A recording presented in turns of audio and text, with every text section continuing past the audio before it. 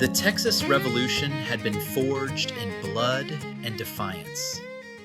From the buried cannon at Gonzales to the fog-shrouded victory at Concepcion, from Ben Milam's rallying cry in the streets of San Antonio to the 13 days of desperate courage at the Alamo, Texians had proven they would fight against impossible odds. But Santa Anna's response was merciless.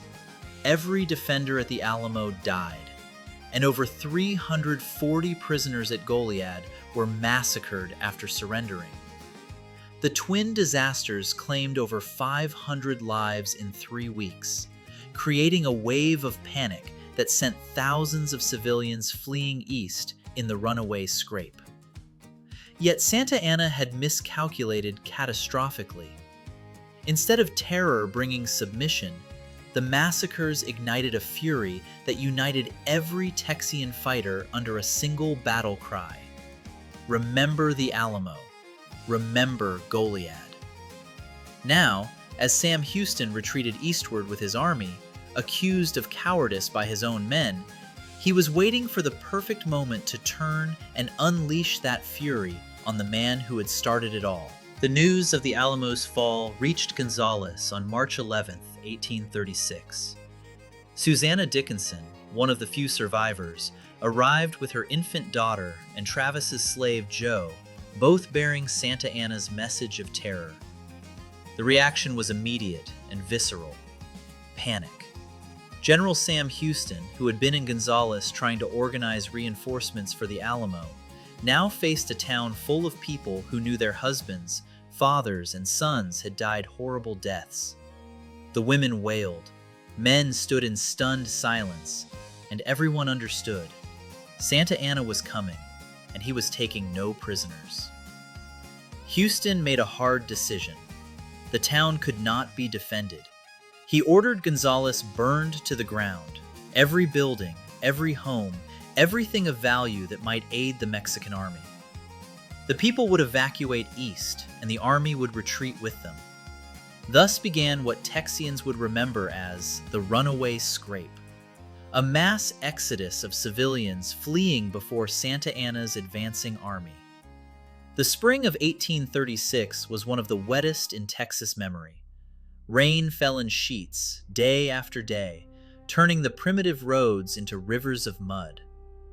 What had been dirt tracks became quagmires that sucked at wagon wheels, at horses' hooves, at the feet of people walking. Creed Taylor, who lived through the Runaway Scrape, later described the misery. Delicate women trudged alongside their pack horses. Their shoes were literally worn out, finding even at night little relief from their suffering, since the wet earth and angry sky offered no relief. Picture the scene. Families abandoning their homes with whatever possessions they could carry. Wagons loaded with children, the elderly, the sick. Livestock driven ahead, crying and confused. The rain never stopping, the mud never ending. And behind them, somewhere, an army that gave no quarter.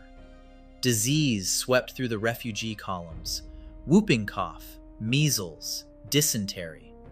The very young and very old died first, buried in hasty graves along the muddy roads, often without markers. Some families lost children and couldn't even pause to properly mourn. They had to keep moving or risk capture.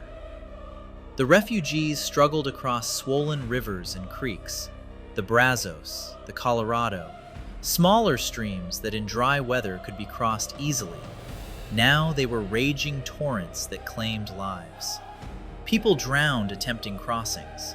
Wagons were swept away. Families were separated in the chaos. And through it all, the fear. Is the Mexican army behind us? How close? Will we make it to Louisiana before they catch us? While civilians fled, Sam Houston's army retreated alongside them. And with every mile eastward, Houston faced growing anger from his own men and from the provisional government. "Why aren't we fighting?" his soldiers demanded. "Are you a coward? Are you going to retreat all the way to Louisiana?" The provisional government sent increasingly frantic messages. "Stand and fight! Defend the settlers! Don't abandon Texas!" But Houston kept retreating. Day after day, mile after mile, he led his ragtag army east. His reasons were sound, though he rarely explained them fully. First, he was buying time. Every day of retreat was another day to drill his volunteers, to turn them from individual riflemen into something resembling an organized army. Second, he was stretching Santa Anna's supply lines. The Mexican army had to bring supplies across hundreds of miles of hostile territory. The farther they advanced, the more vulnerable they became. Third, he was waiting for the right moment, the right ground, the right conditions, the right opportunity. Houston was gambling everything on one decisive battle. If he fought too soon, before his army was ready, or on ground that favored the enemy, he would lose everything. But to his soldiers and the terrified civilians, it looked like cowardice. Houston's reputation hung by a thread. If he didn't stop retreating soon, his army would simply dissolve, men leaving in disgust to defend their own families. On April 16th, Houston's army reached a critical crossroads near present-day Tomball, Texas. A massive oak tree, which would later be called the Which Way Tree, marked the junction. One road led northeast to Nacogdoches and safety across the Louisiana border. The other road led southeast toward Harrisburg, where the provisional government was meeting, and toward Santa Anna's army. Houston had been intercepting Mexican couriers, reading their dispatches. He knew something crucial. Santa Anna had divided his forces. The Mexican general, overconfident and eager to capture the Texian government, had taken a small, mobile force, perhaps 700 to 800 men, and raced ahead of his main army toward Harrisburg. Santa Anna was isolated and vulnerable. If Houston could catch him before the rest of the Mexican army arrived, the Texians would have something they hadn't had since the war began: numerical parity, or even superiority. The army reached the oak tree. Officers debated which direction to take. Some argued for Nacogdoches and safety. Others, including many of the soldiers, wanted to march toward the enemy. According to legend, the soldiers made the choice themselves, shouting, "To the right, boys," and starting down the southeast road toward Harrisburg. Houston, whether by plan or by following his men's wishes, turned the army toward battle. The strategic retreat was over. Now came the hunt. Shortly after choosing the Harrisburg road, the army received an unexpected gift: 2 6-pound cannons sent by the citizens of Cincinnati, Ohio. These beauties were nicknamed the Twin Sisters, and they were exactly what Houston's artillery-poor force needed. The cannons were small but well made, with proper ammunition, not the scrap iron and chains that had been loaded into the Gonzales cannon. They could fire both solid shot for battering enemy positions and grape shot for tearing through infantry formations. Colonel James Neal, who had commanded the artillery at Bexar and who had escaped the Alamo before the siege, took charge of the Twin Sisters. He and his crew drilled constantly as the army marched, learning the cannon's quirks, practicing their aim, preparing for the battle they all knew was coming. Houston pushed his men hard now, marching long hours each day. They were racing to catch Santa Anna before he could reunite with the rest of his army. Speed was everything. On April 19th, Houston's scouts reported that Santa Anna had burned Harrisburg. The government had fled just in time and was now moving toward Lynchburg Ferry on the San Jacinto River. That ferry was the last major crossing point before the Louisiana border. Santa Anna was still pursuing the government and the refugees. Houston moved to intercept him. If the Texians could seize the ferry and block Santa Anna's path, they would have him trapped. On the afternoon of April 20th, The two armies made contact near the confluence of Buffalo Bayou and the San Jacinto River. The Texians quickly seized control of Lynchburg Ferry, cutting off Santa Anna's escape route. The Mexican general, suddenly realizing he was the one who had been caught, began fortifying his position on a slight rise of ground. The trap had been set. Now the question was, when would it spring? The armies camped within sight of each other, separated by about 1,000 yards of coastal prairie. The ground was relatively flat, covered in tall grass that reached waist-high in places. Behind the Mexican position was a marsh, Peggy Lake, that would make retreat difficult. Behind the Texian position was Buffalo Bayou, which would make their retreat difficult. It was a landscape that forced confrontation. Neither army could easily withdraw. They would have to fight. That afternoon, the twin sisters opened fire, trying to provoke a response.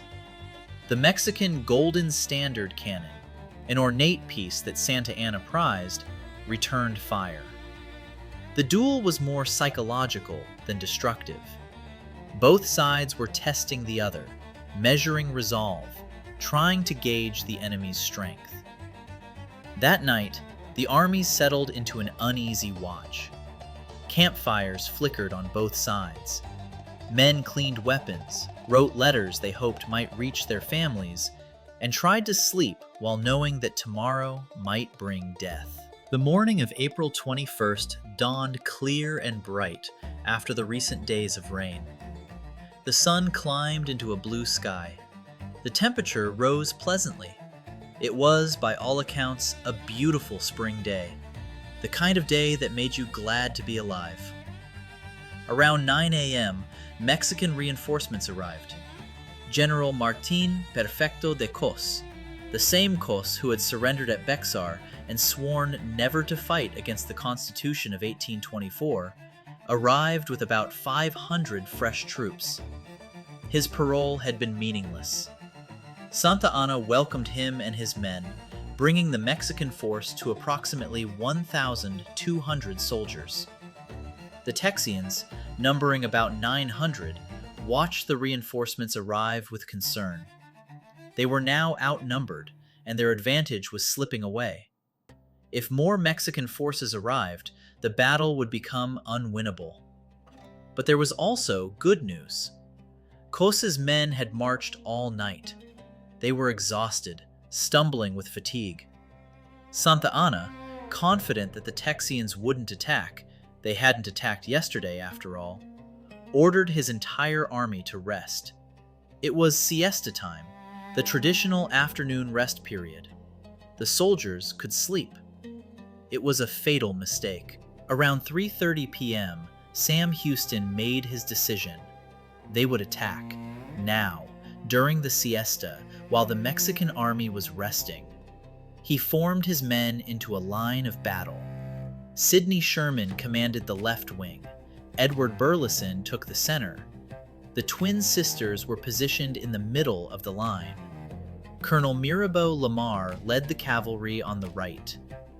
The Texian line began to advance across the prairie. The tall grass, waist-high and swaying in the breeze, concealed their movement. They marched through that grass like hunters stalking prey, silent except for the rustling of the vegetation. 200 yards from the Mexican position. 150 yards. 100 yards. Still no alarm from the Mexican camp. The sentries were inadequate, the army asleep or resting. No one was watching the prairie carefully enough to see the grass moving in a way that wasn't natural. At about 200 yards, the Texians could see the Mexican breastworks, a low barricade of pack saddles, supply crates, and whatever else had been at hand. They could see Mexican soldiers lounging, talking, dozing. They could see their enemy, and their enemy couldn't see them. Then, a Mexican sentry finally spotted the advancing line. He shouted an alarm. Bugles blared. Mexican soldiers scrambled for their weapons, trying to form ranks, trying to understand what was happening. Too late. Much too late. The twin sisters fired first, their blast of grape shot tearing into the confused Mexican formations. Then came the volleys of rifle fire, hundreds of long rifles speaking almost as one. And then came the charge. Remember the Alamo, remember Goliad. The battle cry erupted from 900 throats. It was shouted with fury, with grief, with rage that had been building for months. Every man remembered the massacres, remembered the friends and comrades who had been murdered. Now was the time for revenge. The organized resistance of the Mexican army lasted approximately 18 minutes. 18 minutes from the first shot to the collapse of all meaningful defense. The Mexican soldiers, caught completely by surprise, never had a chance to form proper battle lines. Officers shouted contradictory orders. Men grabbed weapons but didn't know which direction to face. The Texian charge hit them like a hammer blow. Santa Anna's infantry fired a single, ragged volley, most of the shots going high in the panic. Then the Texians were among them with rifles, knives, and fury. The fighting became hand-to-hand, brutal and personal. The Mexican army broke. It wasn't a retreat, it was a rout. Soldiers threw down their weapons and ran toward the marsh of Peggy Lake, hoping to escape. But the marsh was treacherous, and behind them came the Texians, shooting, stabbing, showing the same mercy Santa Anna had shown at the Alamo and Goliad. None. Me no Alamo, me no Goliad, Mexican soldiers shouted, pleading for their lives in broken English. Some Texians listened and took prisoners. Others, their blood up, their minds filled with images of massacre, killed without hesitation. Sam Houston, mounted on his white stallion, tried to stop the slaughter. "Gentlemen, gentlemen, I applaud your bravery, but damn your manners," he shouted. But few listened. The rage was too great, the memory of the massacres too fresh. Houston himself was shot during the battle, a musket ball shattering his ankle. He would carry that wound for the rest of his life. But he stayed in the saddle, trying to maintain some control over the fury his army had unleashed. The marsh of Peggy Lake became a killing ground. Mexican soldiers, bogged down in the water and mud, were shot or clubbed to death. Some drowned, exhausted and wounded, pulling themselves under in their desperation to escape. The water turned red. The killing continued for hours after the battle proper had ended. Texian soldiers hunted through the marsh, through the prairie grass, finding Mexican soldiers hiding and killing them. It was vengeance, pure and terrible. By evening, when exhaustion finally stopped the slaughter, the casualties were staggering. Approximately 630 Mexican soldiers killed and 730 captured. The Texian losses were shockingly light, 9 killed and 30 wounded. It wasn't a battle, it was an execution. Revenge for the Alamo and Goliad, delivered with compound interest. As night fell on April 21st, one question consumed everyone. Where was Santa Anna? The Mexican general had been seen early in the battle, trying to rally his troops. Then he had disappeared in the chaos. Some Texians thought he had died in the marsh. Others believed he had escaped. On the morning of April 22nd, search parties fanned out to look for the Napoleon of the West. Sergeant James Sylvester led one such patrol, checking the tall grass and brush near Vince's Bayou. They found a man hiding in the grass, dressed in a private's uniform, blue cotton jacket and white trousers. But his linen shirt was fine quality with pearl studs. His hands were soft, uncalloused. He didn't look like a common soldier. The patrol brought him back to camp. As they marched him past the Mexican prisoners, something extraordinary happened. The prisoners began to murmur, then speak louder. El Presidente! El Presidente! They were saluting him, standing at attention, revealing his identity. Antonio Lopez de Santa Anna, self-proclaimed Napoleon of the West, conqueror of the Alamo, had been captured.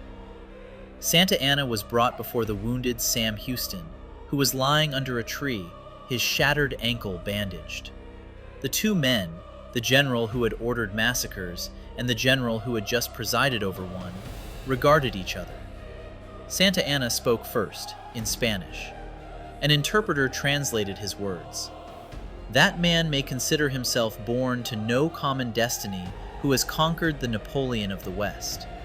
It now remains for him to be generous to the vanquished. It was a remarkable piece of rhetoric, acknowledging defeat while simultaneously elevating both men and asking for mercy through an appeal to Houston's honor. Many Texians wanted Santa Anna executed on the spot.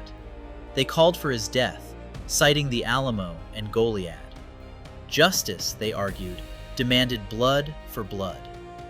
But Houston understood something they didn't. Santa Anna alive was more valuable than Santa Anna dead. A dead general was a martyr. A captured general could order his remaining armies to withdraw from Texas. A humiliated general could sign treaties. Houston, despite the protests of his men, spared Santa Anna's life. In exchange, he would force the Mexican general to sign documents that would secure Texas independence, at least on paper. Two treaties were eventually signed at Velasco on May 14, 1836. The public treaty, Santa Anna agreed to end hostilities, withdraw all Mexican troops south of the Rio Grande, and not take up arms against Texas again. The secret treaty, Santa Anna agreed to work for Mexican recognition of Texas independence, with the Rio Grande as the border. These treaties were signed under duress, with Santa Anna a prisoner. Mexico's government later repudiated them, refusing to recognize their legality. But that didn't matter. The war was over. The Mexican army had been destroyed. Texas was free, at least in fact, if not yet fully in law. The battle at San Jacinto had lasted 18 minutes. Those 18 minutes changed the map of North America. They created a new republic. They set the stage for the Mexican-American War a decade later, and for the expansion of the United States to the Pacific. All because of those 18 minutes and the battle cry that drove them. Remember the Alamo. Remember Goliad. 18 minutes. That's all it took to avenge the Alamo, to answer for Goliad, to defeat an army and capture a dictator.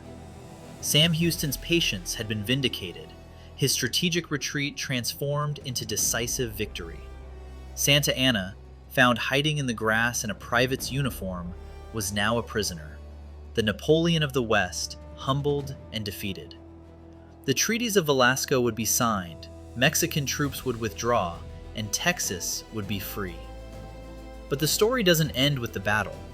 The revolution's legacy, what it meant, what it cost, and how it changed the continent, that's a story worth understanding. If you followed this journey from Gonzales to San Jacinto, don't stop now. Like and subscribe to hear the final chapter, how a buried cannon became a republic, and how the sacrifices of Travis, Bowie, Crockett, Milam, Fannin, and hundreds of others shaped not just Texas, but all of North America. The conclusion is coming, and it examines what the revolution really meant, the lives it cost, the republic it created, and the lessons it still teaches us today. You've come this far, see it through to the end. Until next time, stay careful.